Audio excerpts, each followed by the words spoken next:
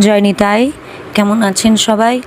আজকের তারিখটা হচ্ছে বাংলার জ্যৈষ্ঠ মাসের 2 তারিখ।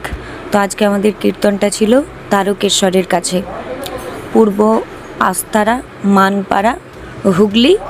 তারকেশ্বর থেকে হচ্ছে প্রায় 6 কিলোমিটার দূর। তো সেখানে আমাদের যেহেতু 8টার সময় কীর্তন ছিল, সেই জন্য 8টার আগে আমরা পৌঁছে গেছিলাম।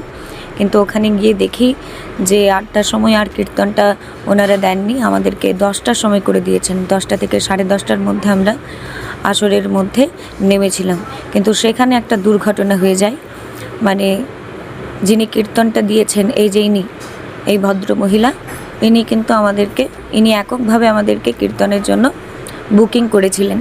তো কীর্তন করার পর উনি কিন্তু আমাদের পেমেন্টটা করেননি। এমনকি ওনার যে প্রোগ্রামটা, সেই অনুষ্ঠানটার কিন্তু 4 জন বড় বড় কীর্তনিয়াকে নিয়েই হয়েছিল। যে সমস্ত কীর্তনিয়াকে ওনারা বুকিং করেছিলেন, তাদেরকেও কিন্তু পরে গানটা ক্যান্সেল করে দেয়।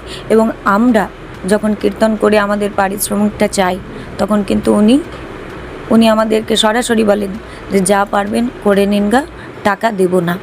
সরাসরি আমাদের মুখের ওপর বলেন। তো সেই জন্য আমরা বিভিন্ন পদক্ষেপ নিই। তো এই সম্পর্কে একটা আমি ভিডিও বড় করে আপনাদের কাছে দেব, সেখানে প্রমাণ সমেত আমি আপনাদের কাছে উপস্থাপন করব যে সেদিন কি ঘটনা ঘটেছিল।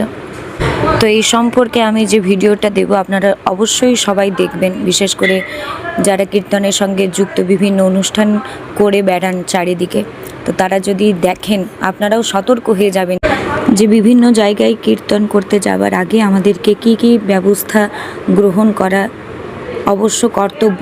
না হলে কিন্তু এই রকম সমস্যার সম্মুখীন হতে হবে। কিছু জায়গায় অবশ্যই প্রত্যেকটা কমিটি এই রকম থাকেন না, কিছু কমিটির এই রকম ব্যবহার থাকতেই পারে যে আজকে যে আমরা বিপদের সম্মুখীন হয়েছি, সেই রকম বিপদের সম্মুখীন হতে হয় কিছু কীর্তনিয়াকে। সেই জন্য আপনারা অপেক্ষা করুন, আমি খুব তাড়াতাড়ি সেই বিষয়ে সম্পূর্ণ ভিডিওটা আপনাদের কাছে রাখব। জয় নিতাই। সবাই ভালো থাকবেন, সুস্থ থাকবেন। জয় নিতাই।